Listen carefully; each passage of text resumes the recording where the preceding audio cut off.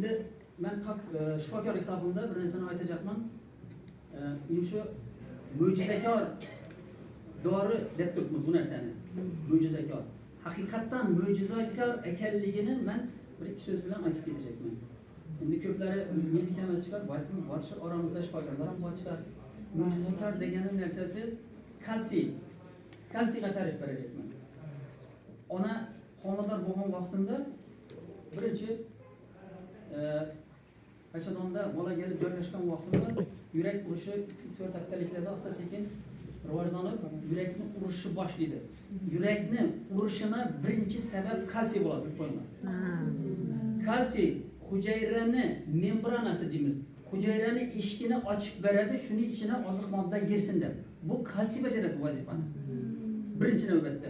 Shundan keyin homilani yuragi urib ketadi. Ana kalsiyni nima uchun kerakligi? Nima uchun bizga kalsiy kerak? Birinchi navbatda shu yerda boshlanadi. Kalsiy organizmga kerakligi. Eshikni ochib beradi. Hujayrani ichine oziq moddalar kerakli kaliy natriy nasos deymiz biz. Mediklar biladi. Hujayra shunda kaliy natroz, kaliy kiradi, natriy chiqadi. Kalsiy ochib beradi eshikni. Kaliy kiradi, natriy chiqadi. Natriy kiradi, kaliy chiqadi. Shunda yurakda hujayra, bizning organizm millionlagan hujayralardan iborat. Shunday gina hujayra ishlab ketadi. Bizning tanamiz hujayradan iborat. Ishlab ketganligi sababli yurak urib ketadi. Dalshi keyin organizm netib ketaveradi. Keyin kalsiyning yana bir vazifasi nerv impulslarni bir-biriga impulslarni narsani o'tkazib beradi. Agar kalsiy bo'lmasa, nerv ishlamaydi bizda. Odam shal bo'lib qoladi. Kalsiy bu vazifani bajarib beradi. Impulsni o'tkazib beradi. Sinapslardan impulsni o'tkazib beradi. Eng asosiysi 99% kalsiyimiz qayerda joylashgan?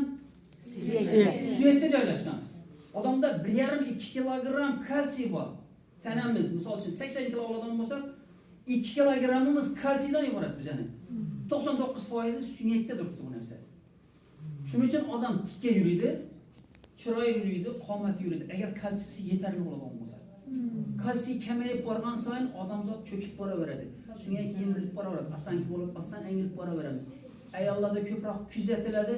Birinchi navbatda menstrual sikl to'xtagandan keyin gormonal balans buziladidan estrogen gormonlar miqdori kamaygandan keyin kalsiy o'zining o'zi suyaklardan chiqib ketib boshlaydi. Shuning uchun ikki suyakni tizzaning o'rtasida ikki suyak bir-biridan ishqalanib yemirilib boshlaydidan shundan tizzasi og'riydi ayollarimizdan, onalarimizdan.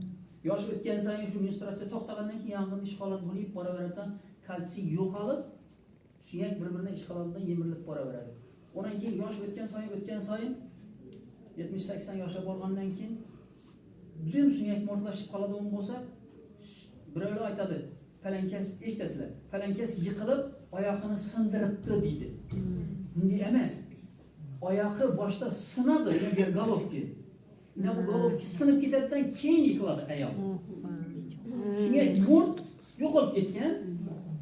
Gavdani ko'tara olmaydi, o'zining gavdasini ko'tara olmaydi.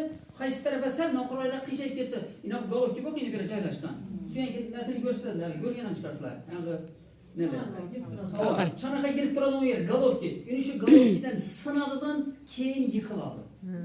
Undan keyin qarabsizki, bu ayol bir umr agar operatsiya ishlab sharovoy qo'ydirsa normal bo'ladi.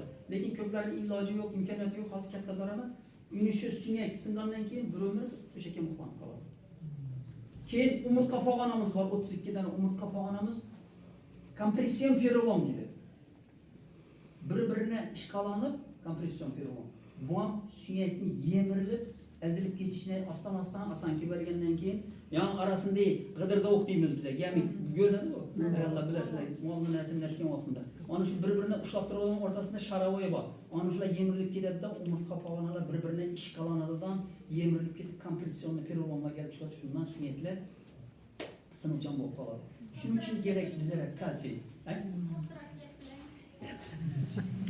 Kalsiy eng asosimiz bizani, mustahkam mo'jizamiz.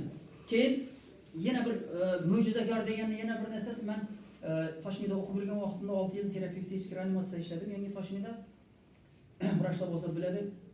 Insonning yuragi to'xtab qolgan vaqtimda birinchi yordam ko'rsatiladigan davrida kalsiy xlor bilan adrenalinni to'g'ri yurakka sonchamizdan yurak to'xtab qolgan odamni o'ldi o'sha odam o'lib yotibdi, lekin 2-3 minut ichida shu narsani qilish kerak. kalsiy xlorni adrenalin bilan prямо yurakka sonchamizdan ya defibrillatorga qo'yib 600 voltda yurakni qisqartirib beramiz yoki bo'lmasa massaj ishlayimizdan yurakni 2, 3, 4, 5, 10 marta qisqartirib urib bersang, yurak ishlab ketadi. Ana mo'jizakorligi kalsiyni. Shuning uchun kerak kalsiy. Shuning uchun mo'jizakor deganda men ta'rif berish uchun shuni aytayin deb bir aytdim. Shuning uchun mo'jizakor.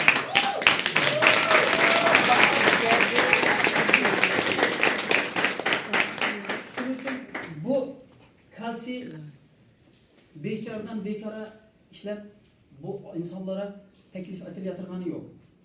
Shuning uchun bu dori emas. Bu dori emas. Kimiyskiy tayyorlangan emas bu. Tabiiy mahsulot. Odamga ziyonsiz. Hali so'raladan 40% so'raladi.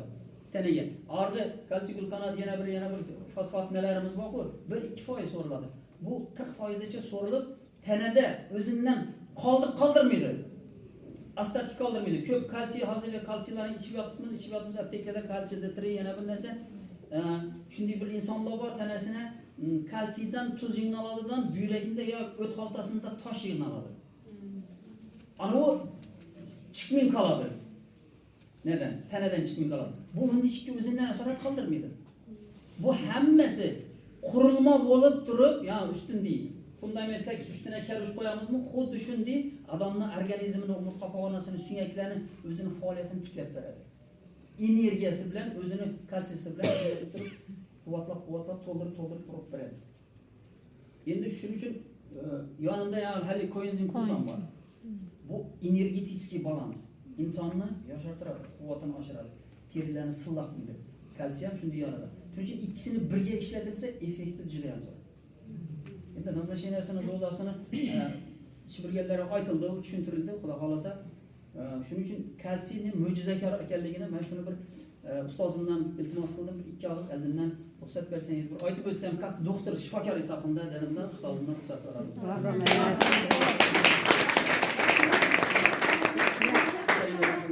Hozir siz so'rab turibsiz, meni miyamda bir narsa o'tdi, gap sizlar ham meni fikrimga qo'shilsangizlar, Bahodir akam Urganchga kelib salomatlik darsini o'tib bering desam, vaqtlari yo'q ekan.